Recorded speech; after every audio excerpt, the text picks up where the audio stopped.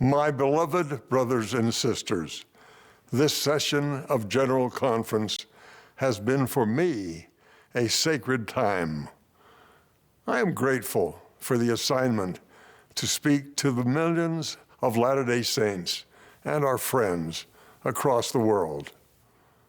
I love you. Je vous aime. Et je sais que le Seigneur vous aime.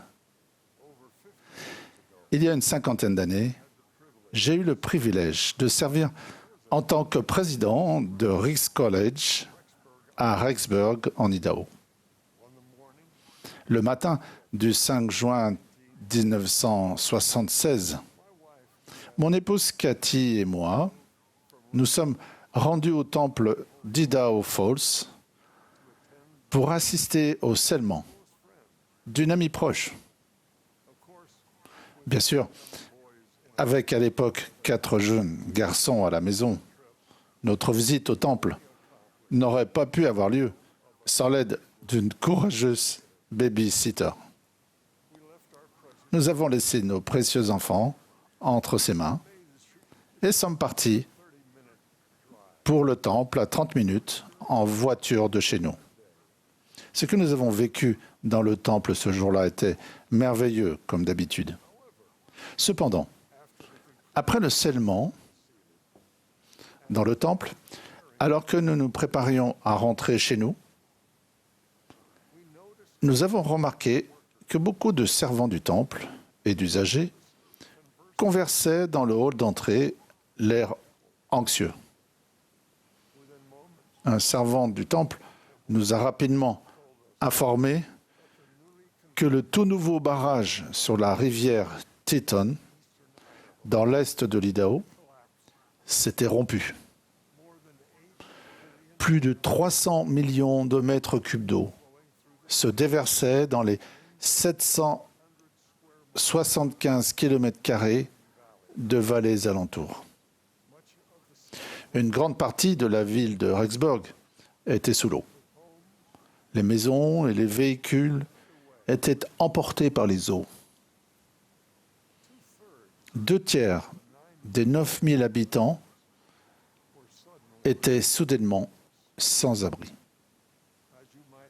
Comme vous pouvez l'imaginer, nous nous sommes inquiétés de la sécurité de nos chers enfants. Des centaines d'étudiants et employés de l'université et de notre chère collectivité. Nous étions à moins de 50 km de chez nous. Et pourtant, ce jour-là, longtemps avant l'avènement des téléphones portables et des SMS, nous n'avions aucun moyen de communiquer de suite avec nos enfants.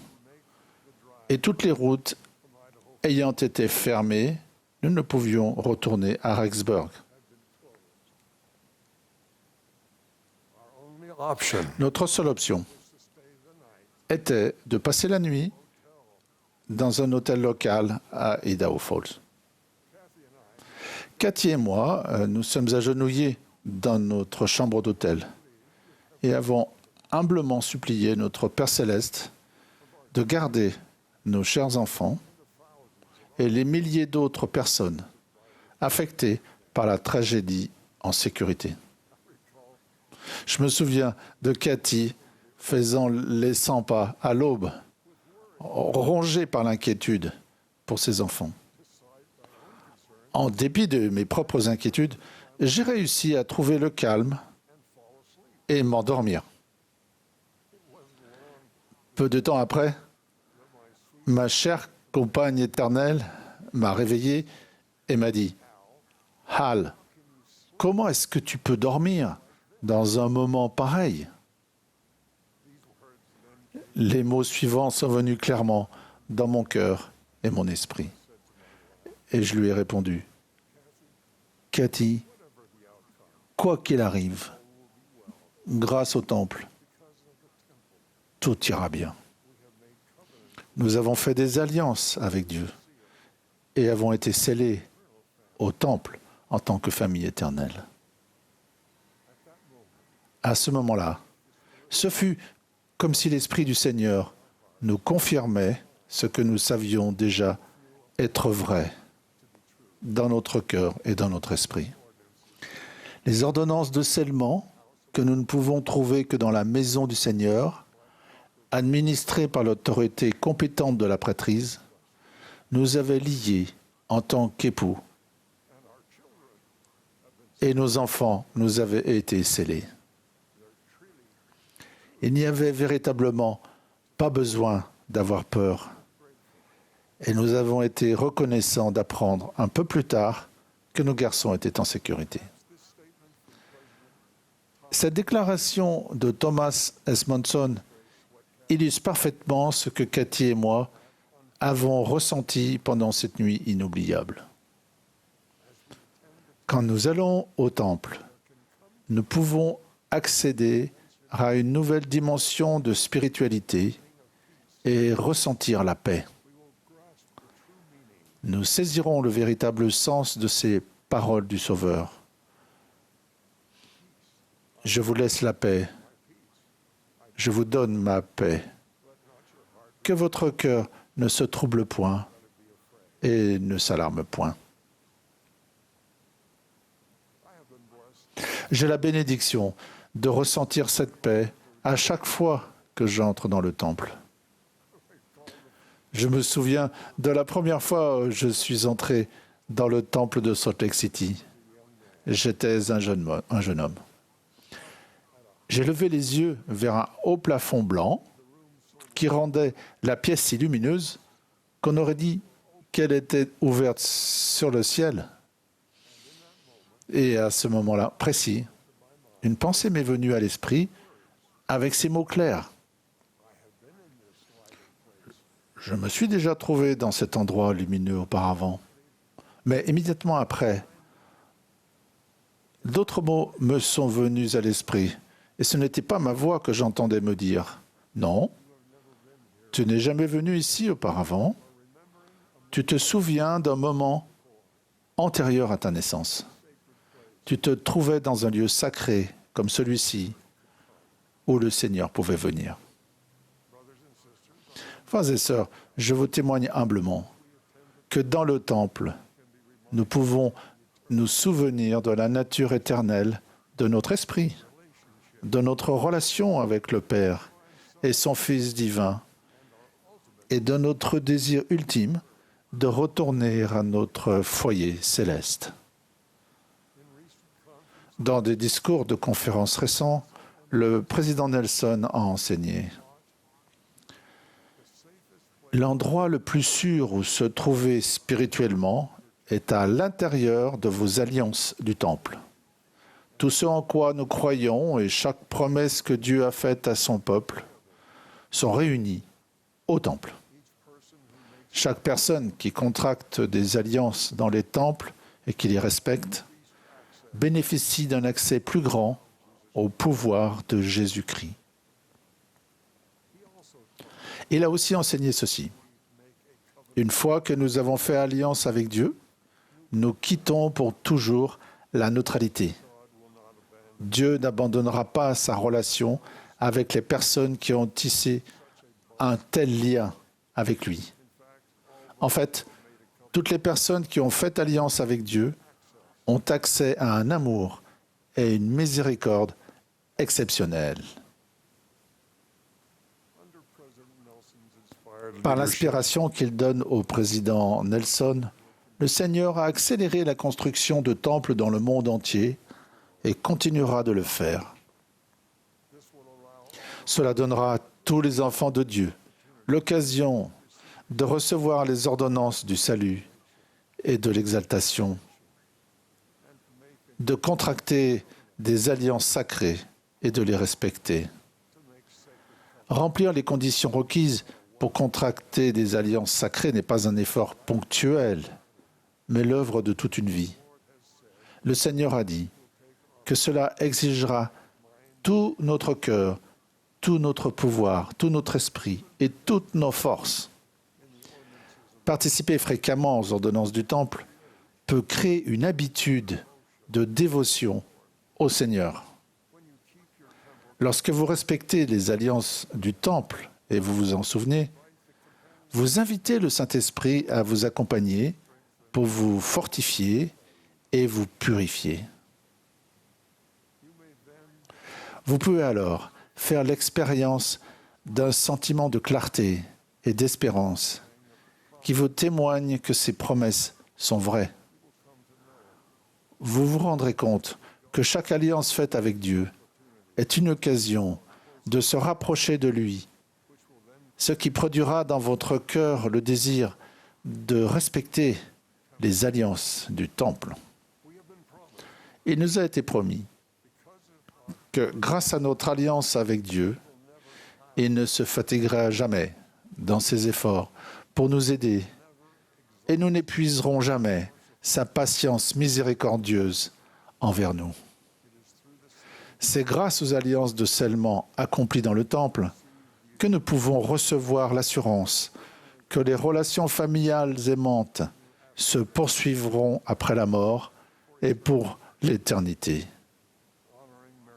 Respecter les alliances du mariage et de la famille contractées dans les temples de Dieu nous protégera des maux de l'égoïsme et de l'orgueil.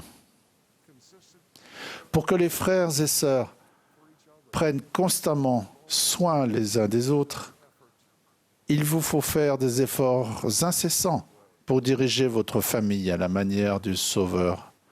Donnez aux enfants des occasions de prier les uns pour les autres, détectez rapidement les premiers signes de discorde et louez les actes de service désintéressés, particulièrement entre frères et sœurs. S'ils prient les uns pour les autres et se servent mutuellement, leur cœur s'adoucira et se tournera vers leurs frères et sœurs et vers leurs parents. C'est en partie ce qu'a décrit Malachie lorsqu'il a prophétisé la venue du prophète Élie. Il implantera dans le cœur des enfants les promesses faites au Père. Et le cœur des enfants se tournera vers leur Père. S'il n'en était pas ainsi, la terre serait entièrement dévastée à sa venue. Nous vivrons tous des épreuves, des difficultés et des tragédies. Aucun de nous n'est à l'abri des épines de la chair. Néanmoins, en allant au temple et en nous souvenant de nos alliances, nous pouvons nous préparer à être guidés personnellement par le Seigneur. Lorsque Cathy et moi nous sommes mariés et avons été scellés au temple de Logan en Utah, c'est Spencer Kimball qui a accompli notre scellement. Parmi les quelques paroles qu'il a prononcées, il nous a donné ce conseil.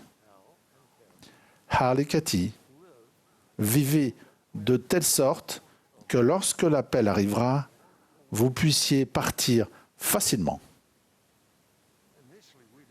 Nous n'avons pas tout de suite compris le sens de ce conseil pour notre vie, mais nous avons fait de notre mieux pour vivre de manière à être prêts à partir pour servir le Seigneur quand il nous appellerait. Presque 10 ans après notre mariage, nous avons effectivement reçu un appel inattendu de la part du commissaire de l'Église en charge de l'éducation, Neil Maxwell. Le moment était venu de suivre le conseil aimant donné par le président Kimball dans le temple, d'être prêt à partir facilement. Nous avons été appelés à quitter ce qui nous semblait être une situation familiale idyllique en Californie, pour servir dans une affectation et à un endroit dont je ne connaissais rien. Néanmoins, notre famille était prête à partir parce qu'un prophète dans un temple sacré, un lieu de révélation, avait vu un événement futur pour lequel nous étions maintenant préparés. Mes chers frères et sœurs, je témoigne qu'il n'y a rien de plus important que de respecter les alliances que vous avez contractées ou pourrez contracter dans le temple. Où que vous soyez sur le chemin des alliances, je vous exhorte à vous qualifier pour entrer dans le temple. Allez-y aussi souvent que votre situation le permet. Contractez des alliances avec Dieu et respectez-les. Je peux vous déclarer avec assurance la même vérité qu'à Cathy au milieu de la nuit, il y a presque 50 ans, dans une chambre d'hôtel à Idaho Falls. Quoi qu'il arrive, grâce aux alliances du temple, tout ira bien. Je vous témoignage avec certitude que Jésus est le Christ. Il vit et dirige son Église. Les temples sont les maisons du Seigneur. Russell Nelson est le prophète vivant de Dieu sur la terre. Je l'aime et j'aime chacun de vous. Au nom sacré de Jésus-Christ. Amen.